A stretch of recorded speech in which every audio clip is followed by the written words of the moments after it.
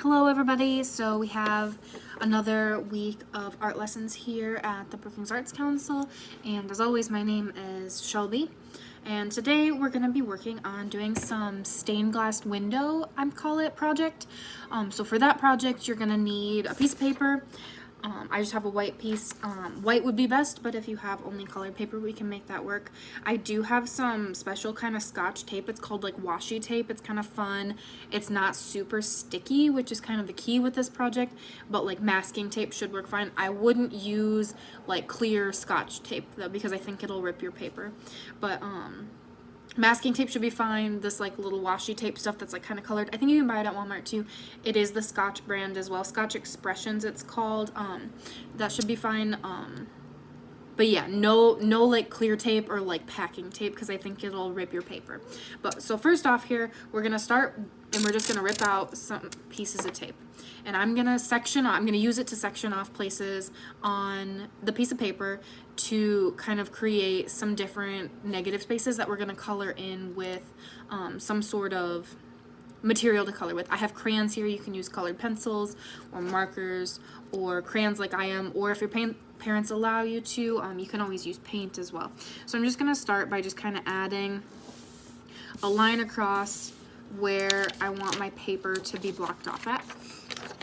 So I just got that going, and you're gonna keep adding them back and forth so you get some different kind of shapes in there to fill in. So if it's important to you that they're all rectangles or they're all like diamond shaped or triangles, then we need to be thinking about that as we're putting down the tape. For me, like I'm kind of alright with like kind of whatever. I'm not super picky on the shapes. I just want to have some big ones and some large ones. That's what I'm concerned about. So I'm gonna add a couple more pieces of tape here, and I'll show you kind of what we're working with. And when you're adding the tape too, it's really kind of important that you're going all the way across. You don't want your tape to end like halfway through, so you need it to make sure that it goes kind of edge to edge, whichever edge you are using. And I'll get a couple more on here, and then I'll show you.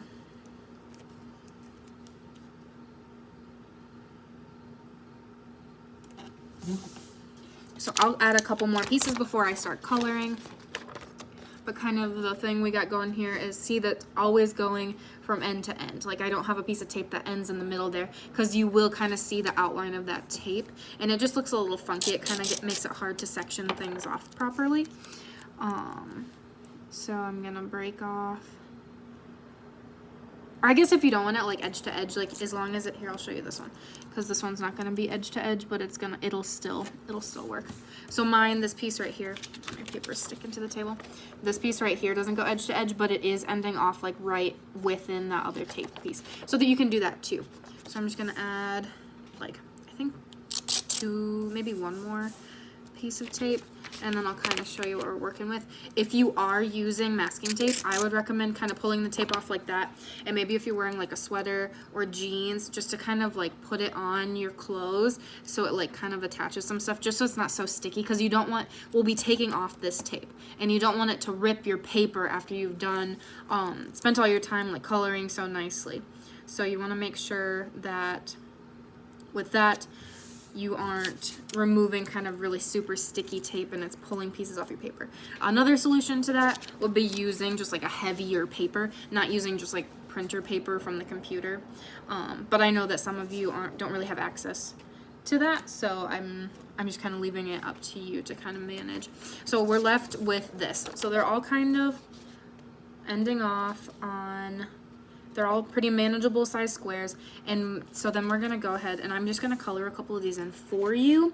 And again, as always, like with a lot of my lessons that I'm giving you, I'm really wanting you to think a lot about like color and what colors you're using and kind of why, and maybe some different color schemes that you associate, that like are associated with those colors. So if you're doing like a primary color scheme is red, yellow, and blue, sorry, space there for a minute, it's been a long day, or secondary colors, which are the colors that the primary colors, like if you mix primary colors, they make those. So orange, yellow, and purple, which is personally probably my favorite color scheme. It's what I'm going to be coloring on here. Analogous, so like 3 colors next to each other on the color wheel. So for example, like green, yellow, green, and yellow. So they're all colors that are really kind of close together. Maybe you mix two to make the other one, and they always go together really well. You could use complementary colors, which end up being the opposites, so red and green, so Christmas colors, or they end up being like a lot of sports team colors, so orange and blue, or yellow and purple is the other pairing there. But just making sure that you're kind of using a color scheme that makes sense to you and kind of you understand where it's coming from. And I just wanted to talk a little bit about color schemes just because like color is so much fun and it's so easy to want to make everything like rainbow color, which is fine, but I think sometimes it's good to like kind of scale back and maybe use some things that are, you know, like 2 or 3 colors. I think that those are pretty fun too. And you can always do color mixing and things like that to get different tints and shades of those colors. So I'm going to color in here. I'm going to do, like I said, the yellow or the orange, green, and purple, so the secondary color scheme. And I'm just going to color in this square here. And so the object of this is that it's going to look like stained glass. So at the end of this, you'll have this all colored in, all around the tape. You'll keep the tape on it until you're done coloring. And then when you're done coloring, you're going to take off the tape. So you have those really kind of fine, crisp lines where the tape was blocking off the paper. And so again, with paint too, with paint, sometimes paint bleeds underneath the tape, so that's something to look out for. But with crayons, like you have just kind of that control to just really fill in that square as precisely as you want without a lot of like thinking. And I'm just gonna pull up this piece of tape here so you can see that crisp line. And I will attach a picture of when I'm done. See that really crisp line there? It wasn't any kind of effort really to me, and it's just an easy way to kind of section off your paper and get some good negative space in there to work with to do something like this. So I will post a list of the supplies, and in that list of supplies I'll include an example. So I'll finish this one up and I'll post that out there for you guys to look at too, just so you have some sort of reference. But I hope you enjoyed today, and as always, please let me know if there's any lessons that you would like me to teach you how to do that I haven't, or if you want to show me kind of your final products from any of these. Please email us, find us on Facebook, tag us in your images. But have a good night, and I'll see you next week.